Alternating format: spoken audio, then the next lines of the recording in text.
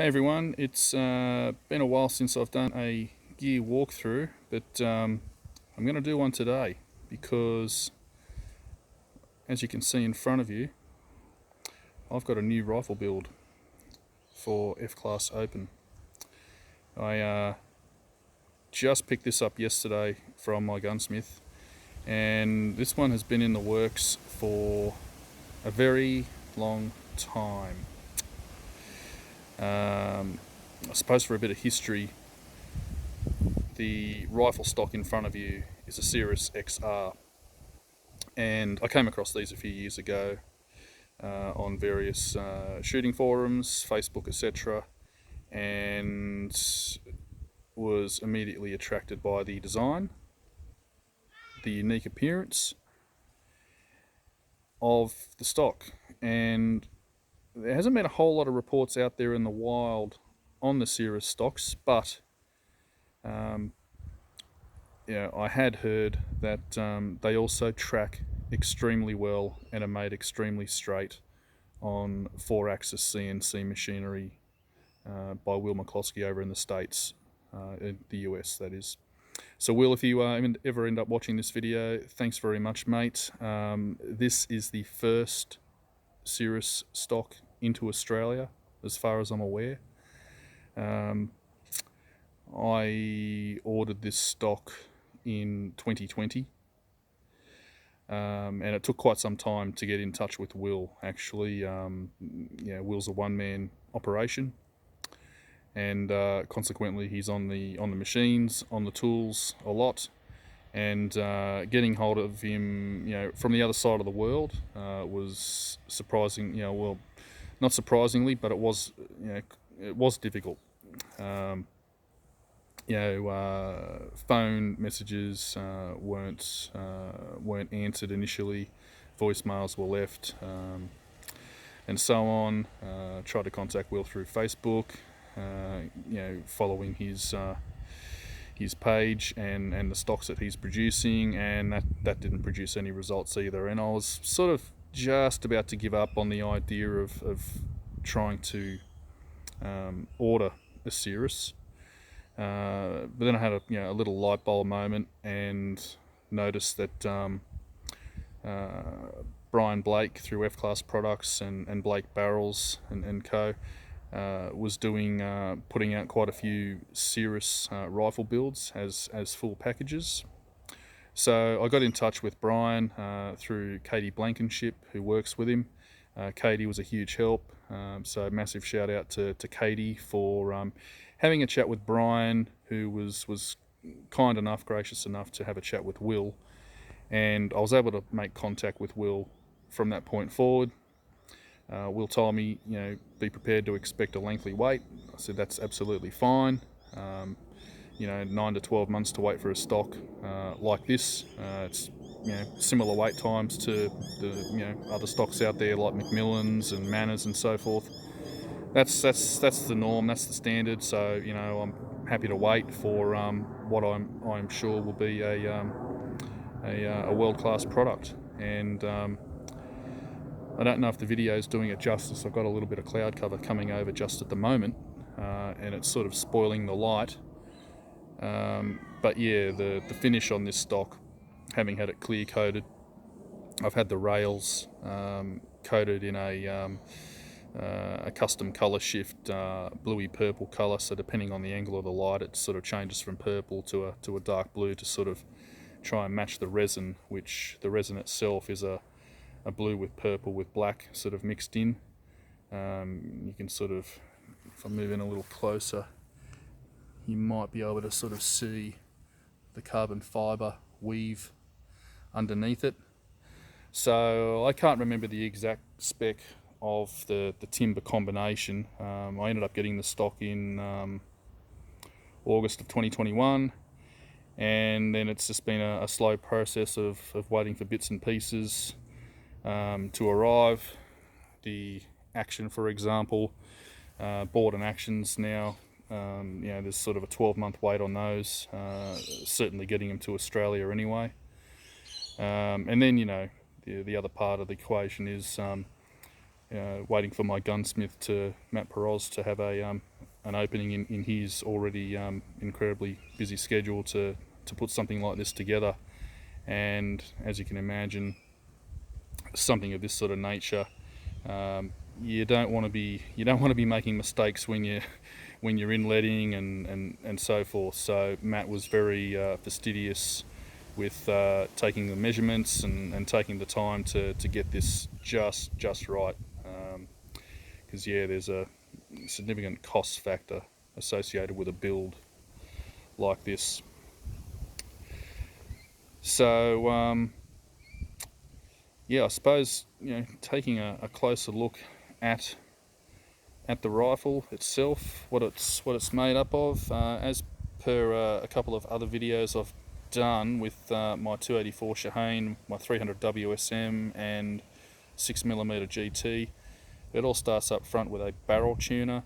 Again, this is a Dan Bramley barrel tuner out of the US.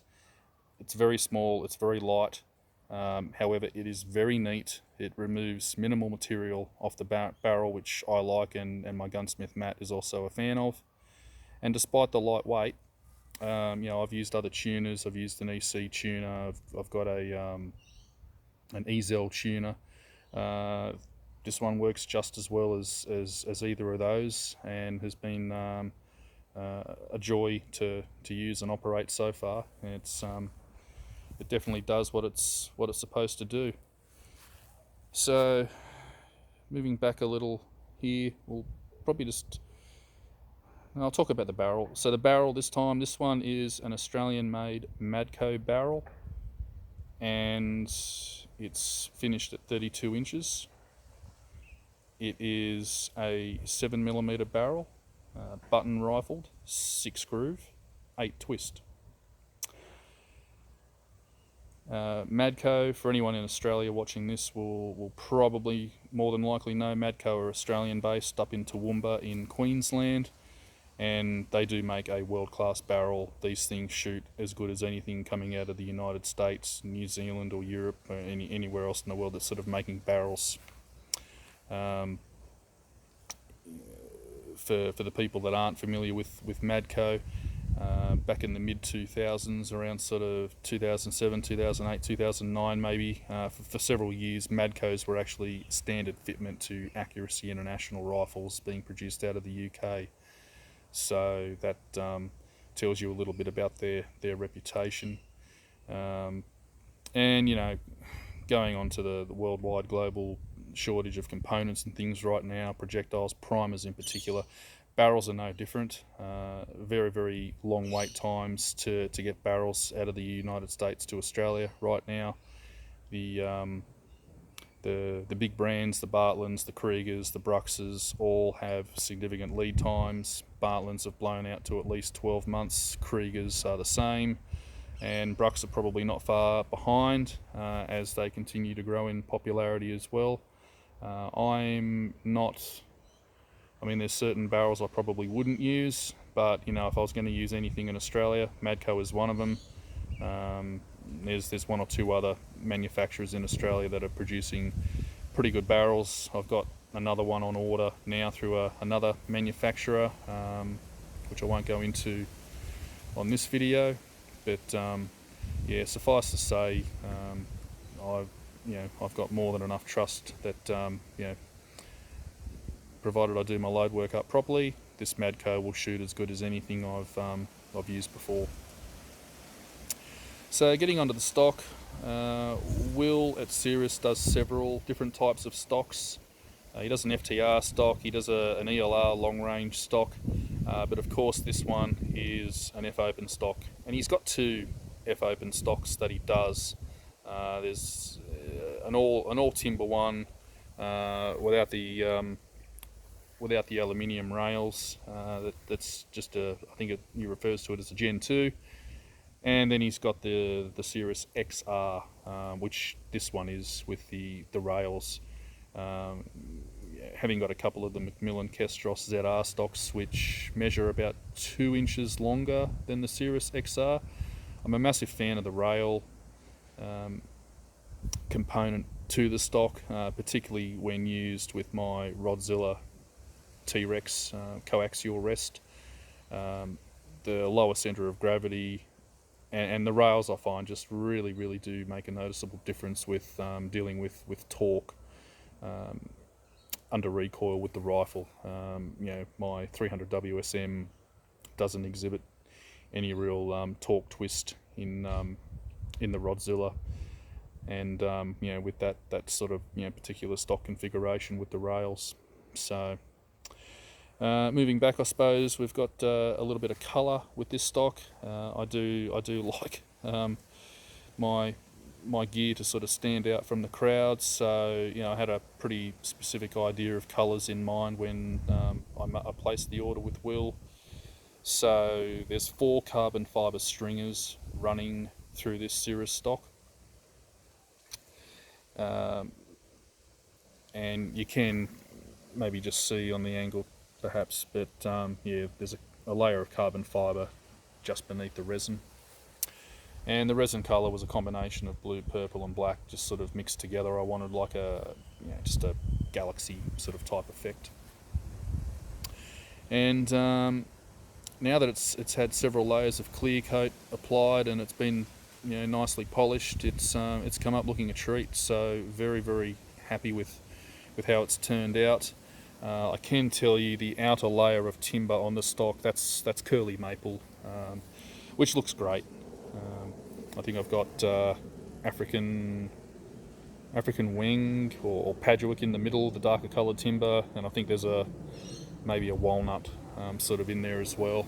But you don't really see that as much. It's not as prominent as the curly maple, which looks great. I wanted a lighter colour timber, and Will has an ample supply of different maples, so I sort of left that to his discretion. And very happy with how it's turned out. I'll just go forward to the middle of the rifle again. So this is another Borden BRMXD action. It's the 3rd one I have. I am a massive fan of Borden actions. It's a dual port, right feed, left eject, left bolt. And I can't see myself using any other type of action in the F-class game, at least anyway. So they're just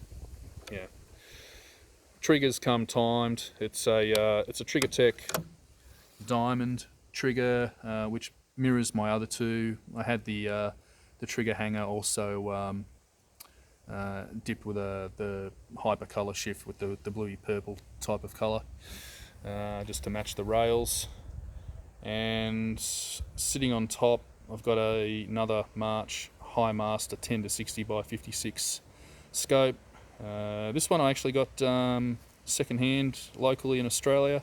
It is illuminated. I have removed the battery. I've got no need for illumination in F-class, and no need for a battery to sit in there, which can potentially leak given enough time.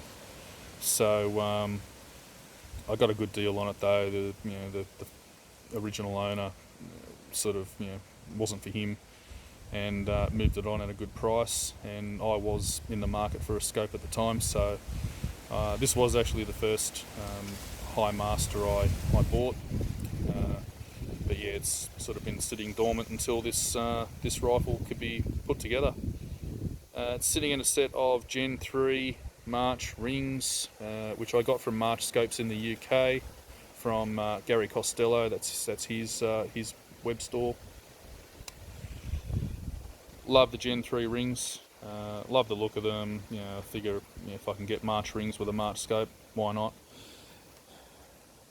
And I'll just swing around to the other side.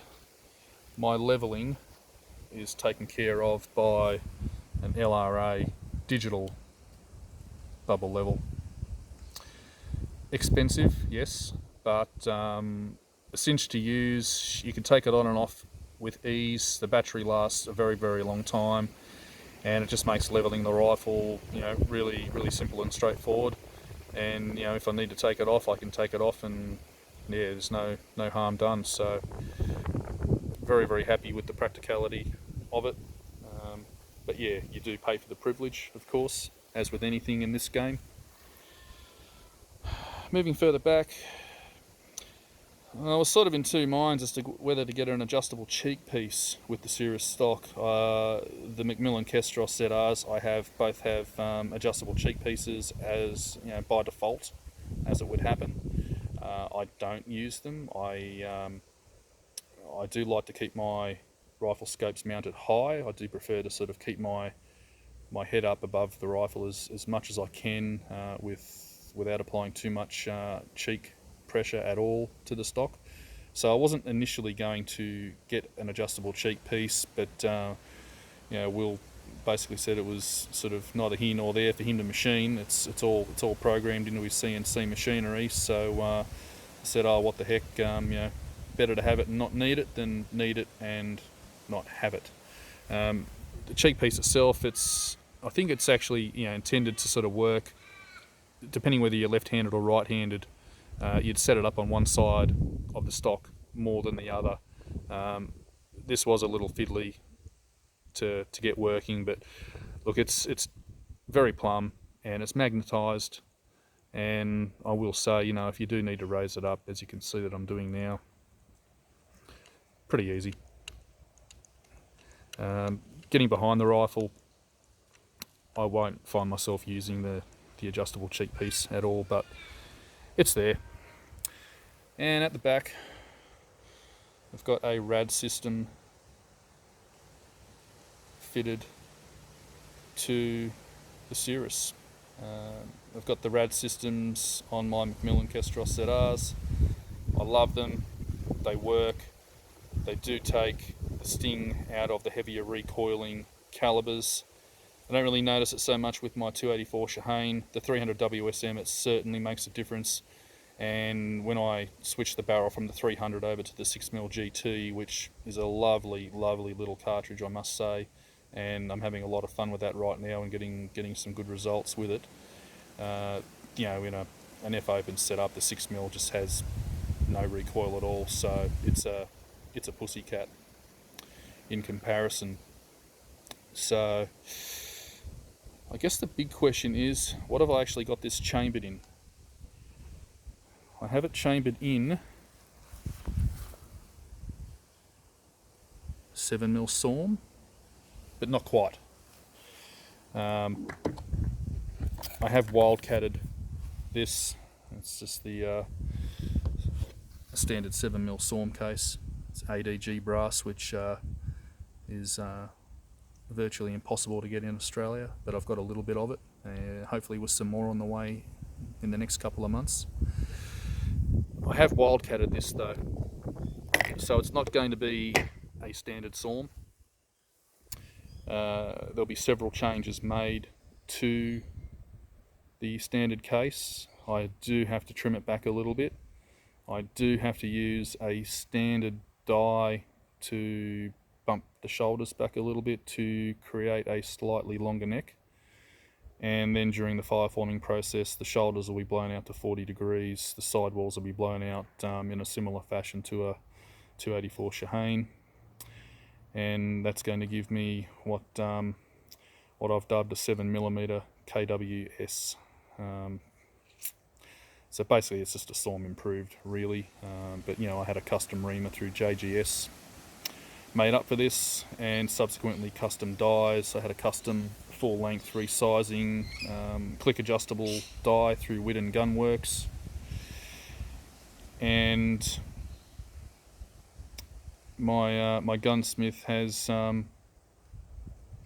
used the reamer on a bullet micrometer seater. So yeah, I haven't actually had a chance to get behind this yet. I've got a major competition coming up. New South Wales Queens starts in Sydney tomorrow at Malabar Rifle Range. I'll be taking the 284 Shaheen down for that, and this bad boy here will have to wait at least another week until I can get some cases bumped back and get out to the range hopefully next weekend and start fire forming some cases. So yeah, the reason for the improved saum, one, I wanted a bit more horsepower than the 284 Shaheen provides. I don't run my 284 Shaheen hot in the slightest. It's a mild load running at around 28-10 feet per second with the Berger 184s. I stopped when I got to sort of, low SD and single digit ES, over 10 shots. I think I had an ES of maybe, I think it might have been around 11 feet per second, and an SD of like 3.8 or 3.9. It was low. It grouped. Once I played with seating depth and tuner, the 284 Shaheen, just, very, very happy with it. It's accurate. It's very, very good on the brass because of the lower pressure that I'm running in it. And and we've just had some energy limit changes at some of the ranges in New South Wales lately, which is probably going to make my 300 WSM obsolete for some of the major comps shortly.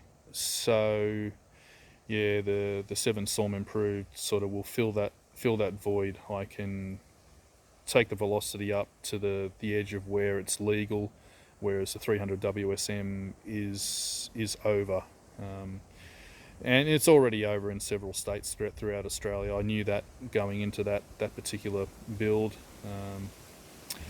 So yeah, it's sad, it's disappointing that it's sort of rifle ranges in Australia are going this way, but yeah, unfortunately not something that I can directly influence, and I've just got to live with it and choose my components and calibers, carefully. So yeah, probably not too much more to add on this one. Again, a build like this, it is expensive. I guess if you're wondering about costs of things, particularly people in Australia that have a better understanding of the dollar value we have at the moment with bits and pieces, the tuner landed, I think they retail for about $90 US, but with shipping and whatnot and exchange rates, I think I got that landed for around the 180 mark, so it was basically double. Moving on to the scope rings, that's the next cheapest item.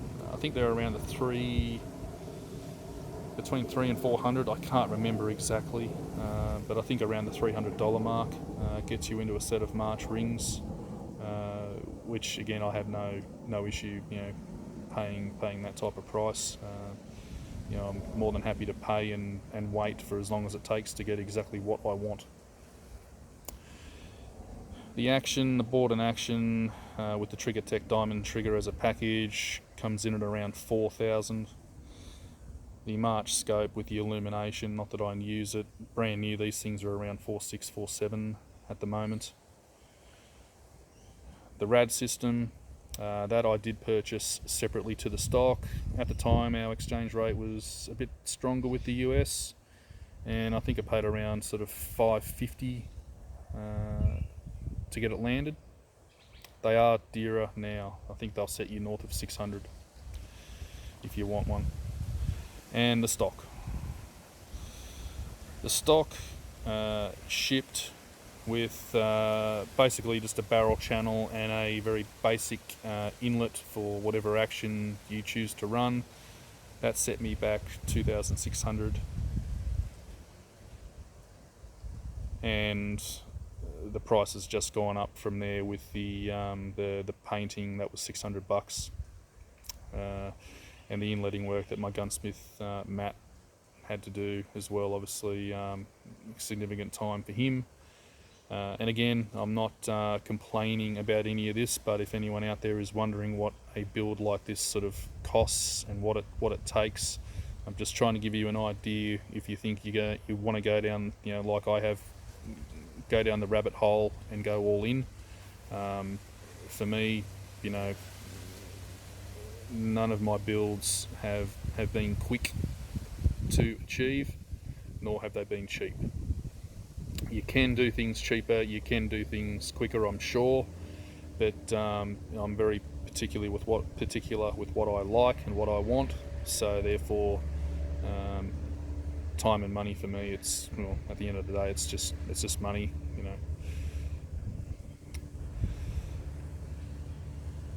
So yeah, that's pretty much it. I will put together some more videos in the future once I can get enough brass fire formed and start some load development. We've got national championships in late October up in Queensland at Belmont Rifle Range, and all things being equal, if I can get a load sorted, I've got just over, I'll have about 1 month to do it, to get cases fire formed and sort out a load. But if I can do it in time, I will take this to the nationals with me and see how it does at the longs. Really, with the SORM, I'll certainly take my 284 Shaheen. It falls under the energy limit restrictions at Belmont, and I'll just have to make sure that when I work up a load that this also falls under energy limit restrictions. So this is why the SORM in Australia is particularly popular. A lot of our ranges with the 180 grain bullets, like Belmont in Queensland, for example, I think you're limited to sort of around the 29-40 feet per second mark, which happens to be a nice node for the Shaheen. Not the Shaheen, sorry, the SORM, as it would happen.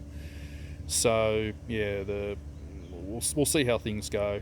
If I can keep it under, if I can get a nice accurate node, sort of just under that sort of 29 or around that 2900 feet per second mark, I'll be very, very happy. That will give me a speed and ballistic advantage over the Shaheen, more so at the longs than anything at 800, 900, 1000 yards, which yeah, that is the plan and goal. So thanks for watching. Hope you found it informative, and yeah, happy for any comments, and see you next time.